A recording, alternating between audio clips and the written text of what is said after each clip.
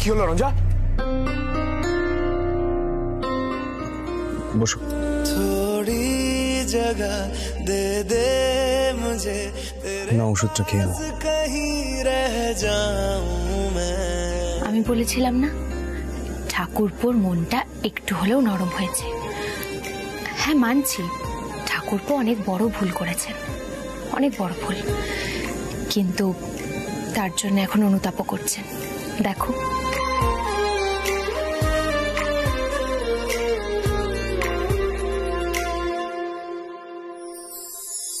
খুব পণ্ডিতই হয়েছে। পিলু শোনো, তুমি কিন্তু এত শিওর হয়েও না। মলারের মাথা কিন্তু ঠিক নেই, ওকে কিন্তু এখনো নজরে নজরে রাখতে হবে। যাকে চলো ঘরে চলো, চলো চলো চলো চলো চলো।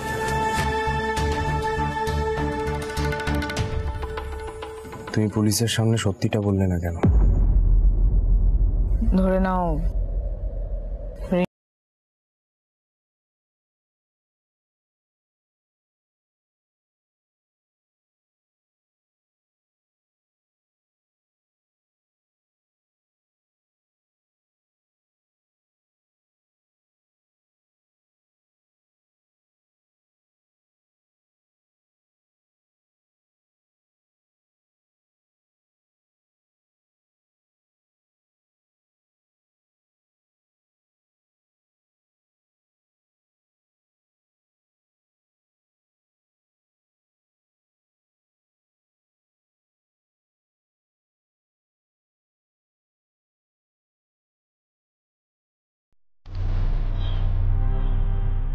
আমাকে না বাঁচালে নিজে মরতে, কিন্তু তাও জীবনটা তো বাঁচিয়েছো, তাই ঋণটা শোধ করে দিলাম।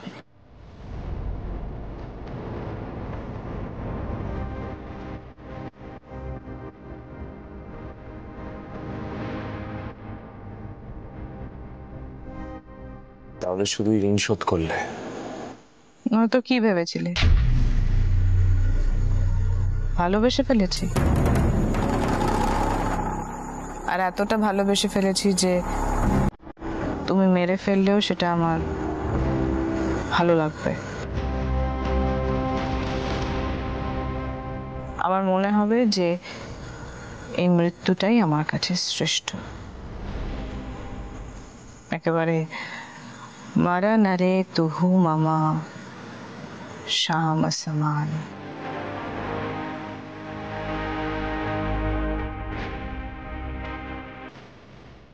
বড্ড বেশি ভেবে ফেলেছো মল্লার বসু মল্লিক। এতটা ভাবা বোধহয় ঠিক হয়নি। আমি যদি পুলিশের কাছে বয়ান দিতাম তাহলে কি হতো? তোমার 2-3 বছর জেল। আমি তো বেঁচে গেছিলাম, কিন্তু তোমার এত কম শাস্তিতে তো কিচ্ছু হতো না। আমি তো তোমায় প্রত্যেক দিন শাস্তি দেব।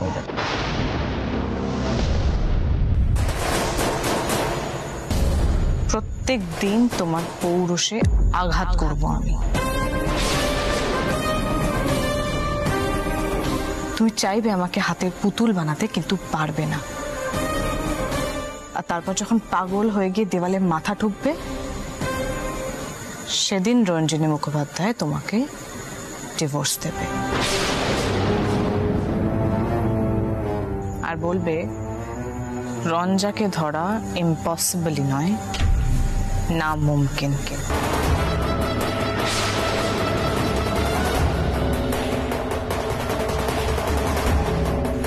So get ready. তোমার আর আমার শত্রুতার দ্বিতীয় অধ্যায় শুরু হলো।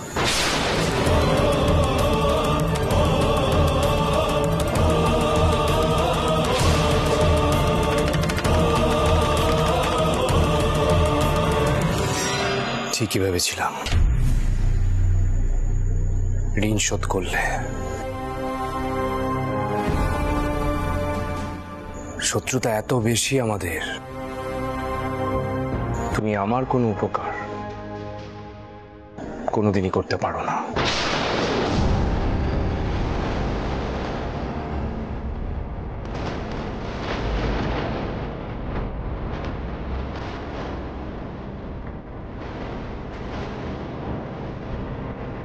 আমি নাকি ওর উপকার করব,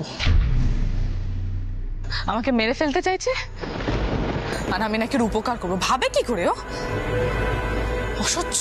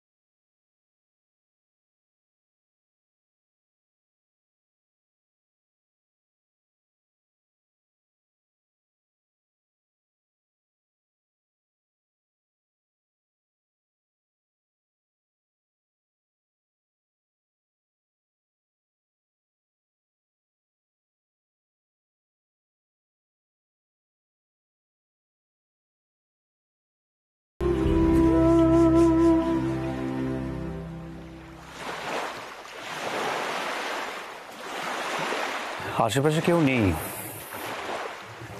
তাই তোমার সঙ্গে কিছু কথা বলতে এলাম। তুমি কি রিয়েলাইজ করতে পারছো মল্লার যে তুমি কত বড় একটা অপরাধ করতে গিয়েছিলে? আমি এরকম একটা জঘন্য কাজ তুমি কেন করতে গিয়েছিলে? তুমি রঞ্জাকে বিষ কেন দিয়েছিলে মল্লার?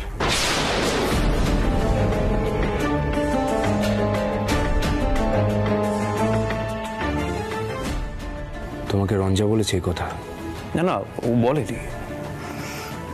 মানে তোমার এই জঘন্য দিকটাও সবার সামনে তুলে ধরতে পারবে না, মানে ও লজ্জা করবে, তাই বলতে পারেনি। কিন্তু আমি তো ওকে অনেকদিন ধরে চিনি, তাই আমি বুঝে গেছি।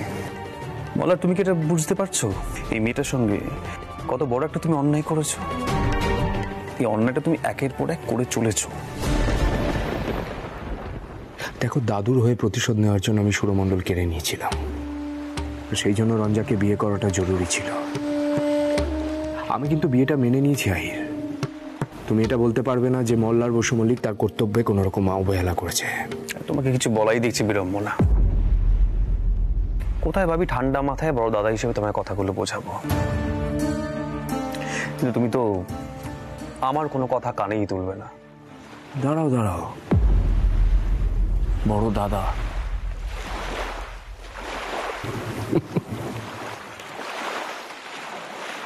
তুমি না আগে নিজেকে বসু মল্লিক পরিবারের একজন ভাবতে শেখো, পিঠে ছুরি মারাটা বন্ধ করো, তারপর বড় দাদা হবে। মল্লিকার বিয়েটা সকলকে লুকিয়ে দিলে, তারপরও বলছো তুমি বড় দাদা। সত্যি? আচ্ছা বেশ, আমি তাহলে রঞ্জার বন্ধু হিসেবে কথাগুলো বলছি। বললার, আমি কিন্তু জানি যে তুমি রঞ্জাকে খুন করার চেষ্টা করেছিলে।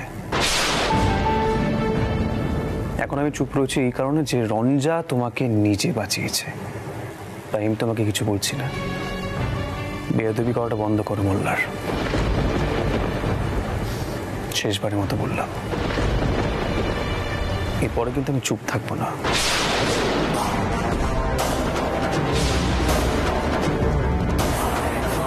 কয়েকটা দিন নিজেকে সংযত রাখো,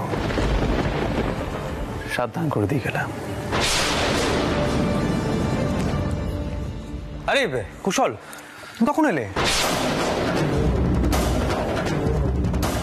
কি হলো? আপনি বাড়ির ভেতরে ঢুকে এলেন যে?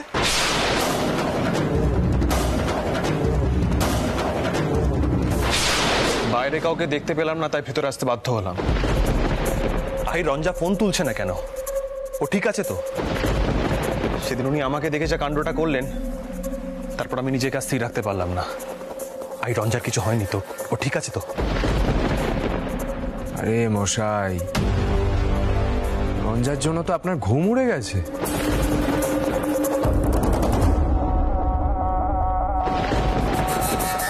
মোল্লার অসভ্যতার একটা সীমা আছে, সো প্লিজ কোয়াইট। কুশল, রঞ্জনা আসলে ওই ফুড পয়জনিং হয়ে গেছিল, মানে দুর্বল হয়ে গেছিল, তাই ওকে হসপিটালাইজ করতে হয়েছে। এখন বাড়ি ফিরে এসেছে, এখন ঠিক আছে, কোনো অসুবিধা নেই, তাই তোমার ফোনটা ধরতে পারিনি। কি কি বলছো? ওটা কি আহির? হঠাৎ ফুড পয়জনিং হলো কি করে? আহির রঞ্জা কোথায়? একবার দেখা করা যাবে ওর সঙ্গে? মানে এখন ঠিক আছে কি ও? তুমি চলো, আমি নিয়ে যাচ্ছি। তো মানে রঞ্জা তো ঘরে শুয়ে আছে। না না, কুশলকে তো আমি নিয়ে যাচ্ছি, ও বেচারা কত দূর থেকে এসেছে। তোমাকে বললাম না সংযত থাকতে কটা দিন। মোল্লার তুমি যে কাণ্ডটা করেছো, সেটা যদি একবার জানাজানি হয়ে যায় কি হবে সেটা কি ভেবে দেখেছো? তাই ওকে আমি নিয়ে যাচ্ছি, নয়তো একটা অস্বস্তিকর পরিবেশ তৈরি হবে। সংযত থাকো। কুশল, হ্যাঁ চলো, নিয়ে যাচ্ছি তোমার, এসো।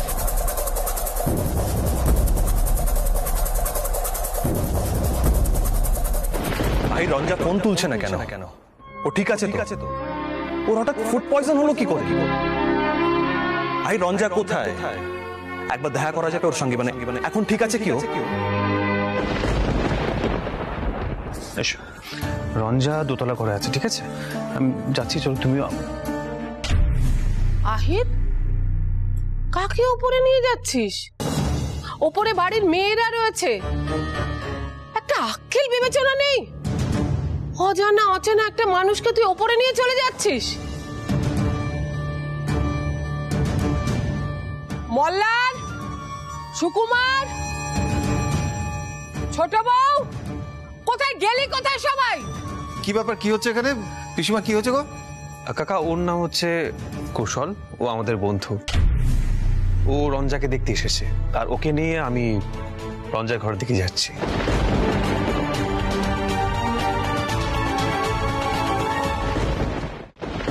এদিকে এদিকে আয়।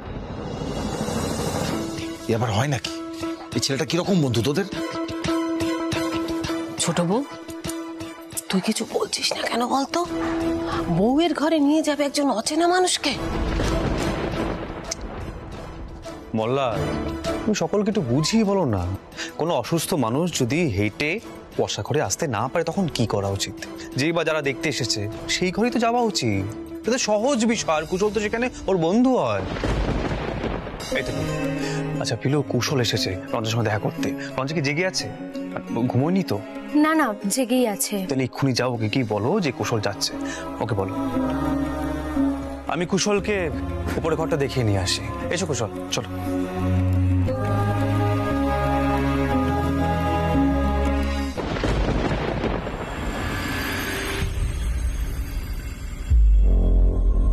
মোল্লারের বউর আবার পুরুষ বন্ধু আছে লেগে?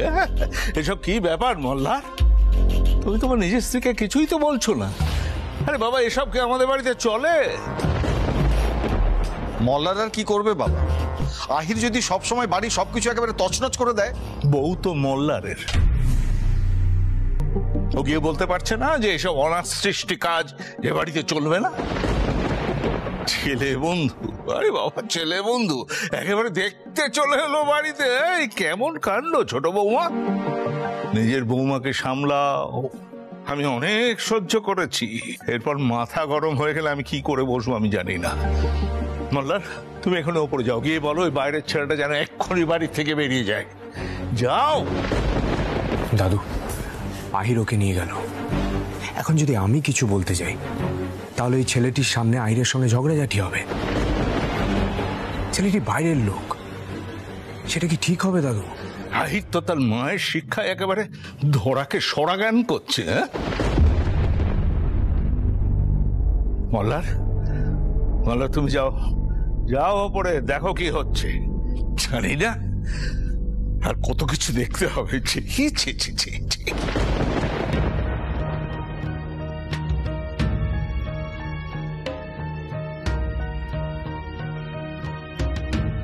বেশি কিছু বলতে গেলেই তো বিষ দেওয়ার ব্যাপারটা উঠে আসবে।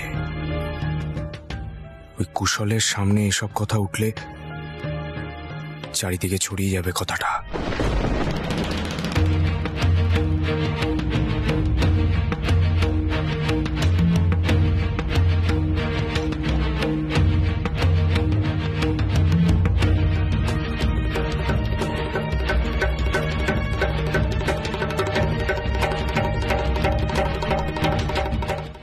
ঠাকুর, মল্লারকে দেখেই আমি বুঝতে পারছি ও কোনো একটা বেকায়দায় পড়েছে, নয়তো ছেলেটা তো এরকম চুপচাপ থাকে না।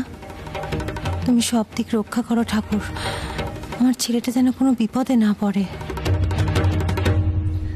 আচ্ছা আহির, একটা কথা বলো তো, এই বাড়িটা তো আগে পণ্ডিতজিদের ছিল, এখন আর নেই। মানে আশেপাশের লোকজন অনেক রকম কথা বলছে, তো তাই জিজ্ঞেস করলাম। আহির, আর একটা জরুরি কথা। আমি পণ্ডিতজির খোঁজ করতে গেস্ট হাউসে গেছিলাম, ওখানে রিজুলা ম্যাডামের সঙ্গে আমার দেখা হলো। উনি বললেন রঞ্জা নাকি সুইসাইড অ্যাটেম্প করতে গেছিল। এটা কি সত্যি আহির? দেখো কুশল, এরকম অনেক সত্যি লুকিয়ে আছে এই পুরো বিষয়টা। এই মুহূর্তে আমি তোমাকে ঠিক বোঝাতে পারবো না। আমরা আপাতত ভেতরে যাই, চলো পরে আলোচনা করবো। রঞ্জা, দেখো কে এসেছে। কুশল, তুমি আবার কেন আসতে গেলে? আমি তো ঠিকই ছিলাম, তুমি বসো না। এই তো বসো বসো বসো বসো। Thank you. রঞ্জা, ও না বড্ড গিল্টি ফিল করছে। মানে ও যেদিন আসলো তারপরে তুমি হাসপাতালে ভর্তি হলে, সেই জন্য। রঞ্জা, আমি আহির আর ওর স্ত্রীর সামনেই বলছি, তুমি নিজের মধ্যে অনেক কিছু লুকিয়ে রেখেছো।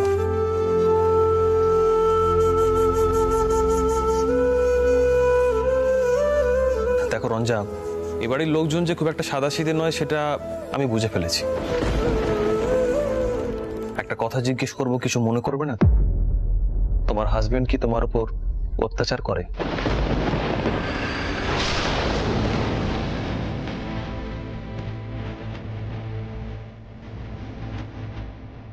রঞ্জা, সেটা কি তুমি চিপে যাচ্ছ?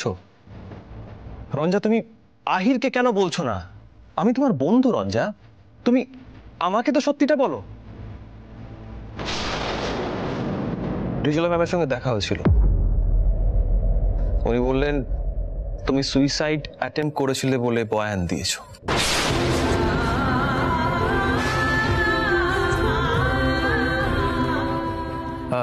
কৌশল, এখন এই সমস্ত কথা থাক না। মানে তুমি তো বুঝতেই পারছো, সদ্য হাসপাতাল থেকে ফিরেছে। এখন কি এই সমস্ত কথা বলার খুব প্রয়োজন আছে? না Ahir, I am very sure এখানে বড় একটা ঝামেলা আছে, বড় একটা গন্ডগোল আছে। নাহলে চুপ করে আছে কেন? কিছু বলছে না কেন? কিসের সমস্যা? আপনার কৌতূহলটা একটু বেশি না?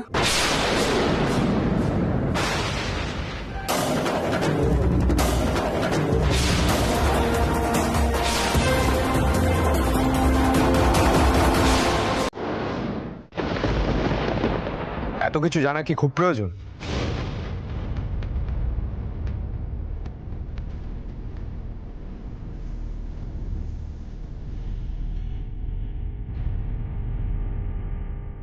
আপনি আগের দিন আমার সঙ্গে খুব বিচ্ছিরি ব্যবহার করেছেন, আমার গায়ে হাত তুলেছিলেন আপনি, কিন্তু আমি চুপ করেছিলাম।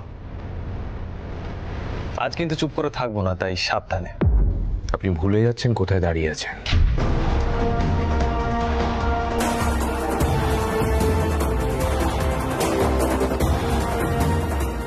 এটা আমাদের বাড়ি।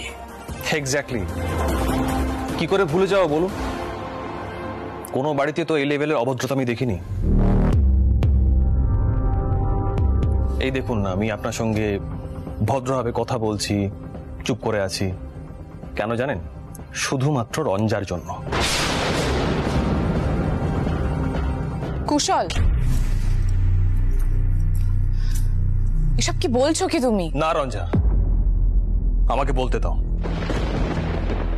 রঞ্জা এবারই বউ, বুঝলাম, কিন্তু আপনারা তো মশাই রীতিমতো বধূ হত্যার আয়োজন করেছেন।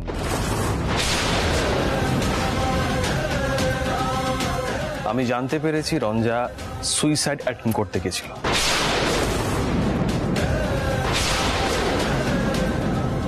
আর আপনি আমার সঙ্গে আগের দিন যে ব্যবহারটা করেছিলেন তাতে আমার কাছে ক্লিয়ার যে আপনি রঞ্জার সঙ্গেও এরকম ধরনের ব্যবহার করে থাকেন। এটা কিন্তু ক্রিমিনাল অফেন্স, আর আমি ছেড়ে কথা বলবো না। এরপরেও মাথা ঠান্ডা রাখবো। বেরিয়ে যান, ঘাড় ধাক্কা দিয়ে বার করে দেবো। বেরিয়ে যান। ব্যাস,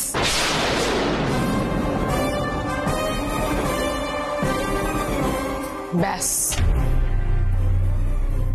আর না।